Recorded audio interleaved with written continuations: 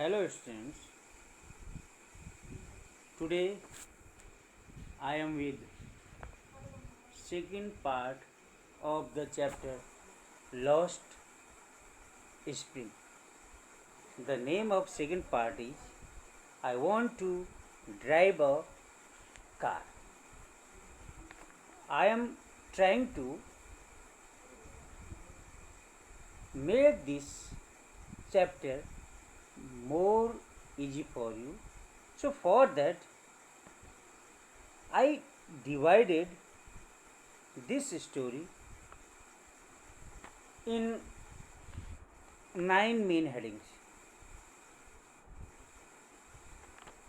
8 four main headings, right?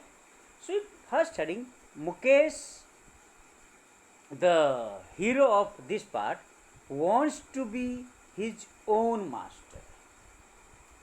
So the authoress has a chance to see another boy named Mukesh who insists being his own master by becoming a motor mechanic.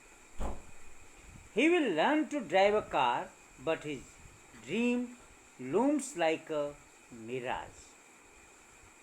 He lives amidst the dusty streets of Firozabad.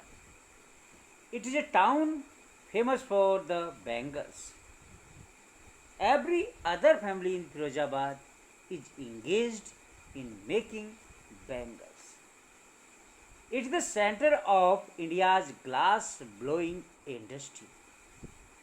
Here, families have spent generations making bangles for women.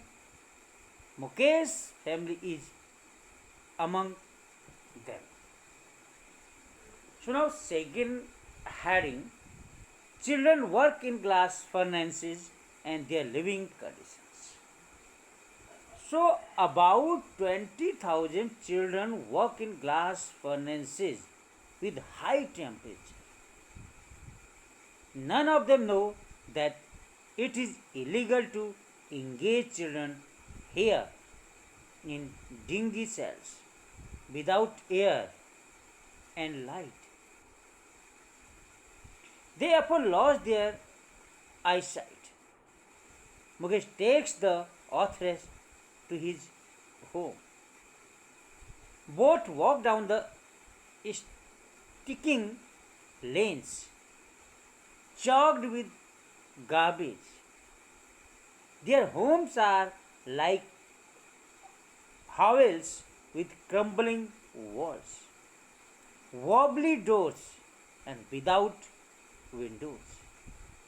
They are crowded with families of humans and animals like the ancient days. So now, third part of this story, the family of Mukesh.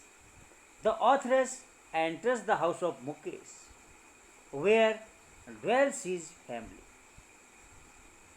Dwells means live, rehna. It is like a half-built shack. Its one part is thatched with dead grass. On the firewood stove, she sees a large vessel of sizzling spinach leaves.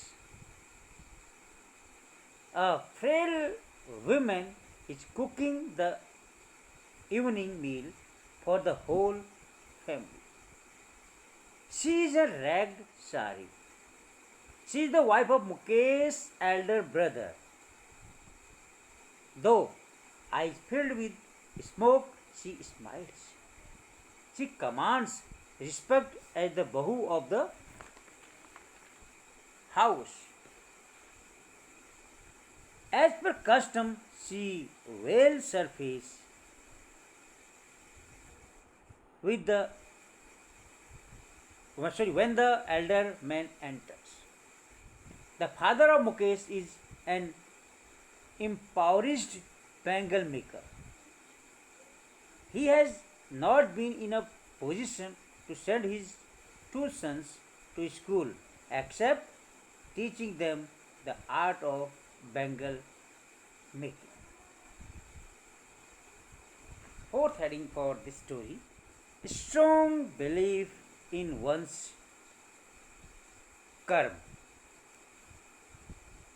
Grandmother of Mukesh says it is his karam, his destiny, who has watched her own husband go blind with the dust from polishing the glass of bangles. They cannot give up God given lineage.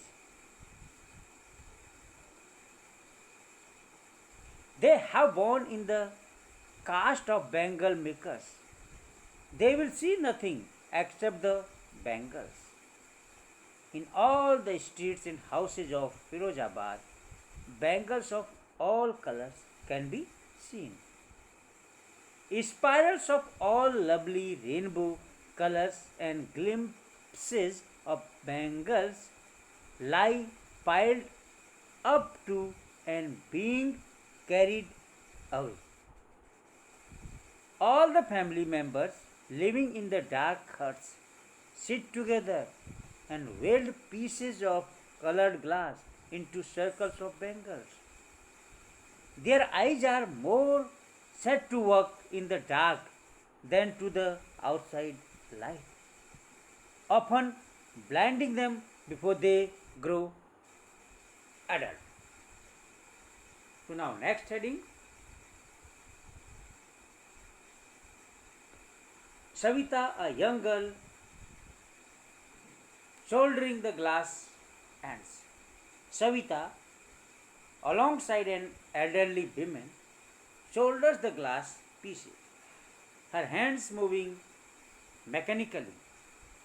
The authoress wonders if Savita knows the sacredness of the bangles she works upon. The bangles represent the symbols of Indian women's suhag, auspiciousness in marriage. Savita will have it soon when she becomes a bride with red veil on her head, henna on her hands, and the bridal bangles rolled onto her wrist like the old women beside her became many years ago. Next heading: bangles on wrist but no light in eyes. The old woman has still the bangles on her wrist, but there is no light in her eyes. She says, with no light in her eyes, एक वक्त पेट भर खाना भी नहीं खाया. Example, she could not, so that she could not get full meal since long. In her whole lifetime, she did not eat one full meal. That is all she has earned. Her old husband tells that except bangles, he knows nothing. All he could do in that is that he made a house for the family to live in. It is a wonder.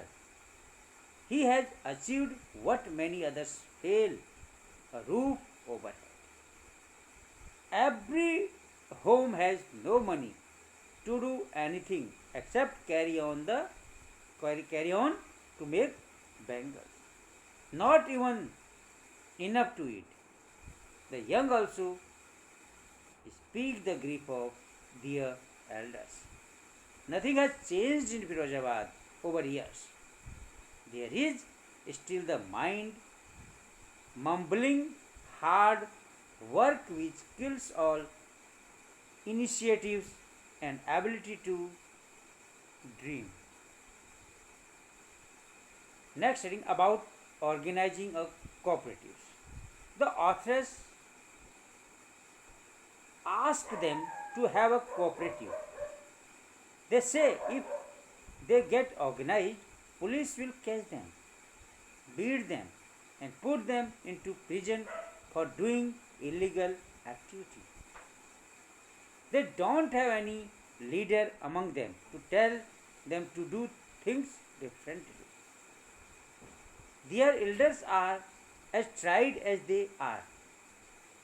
They talk endlessly in a spiral, taking them from poverty to insensibility, to greed, and to injustice. So now in last paragraph, two different words. The authoress sees clearly that two words.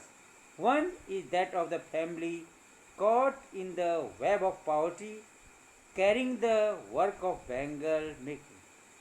The other is the cheats circle of Shahukars, middlemen, policemen, keepers of law, bureaucrats, and politicians. All these together have enforced the child with his baggage which he cannot put down. By the time he becomes aware of it, he also accepts it as naturally as his father. The authoress sees a ray of hope in the eyes of Mukesh to become a motor mechanic. The garbage is far away from his house, but he shall walk. The narrator asks him if he dreams of flying a plane. He silently says no. Thus he is satisfied with the dream of cars that move down the streets of Firozabad. Few aeroplanes fly over his town also. So my dear students, this is the summary of this story. So now in my next video we will discuss the question and answer of these both stories. Till then, thank you.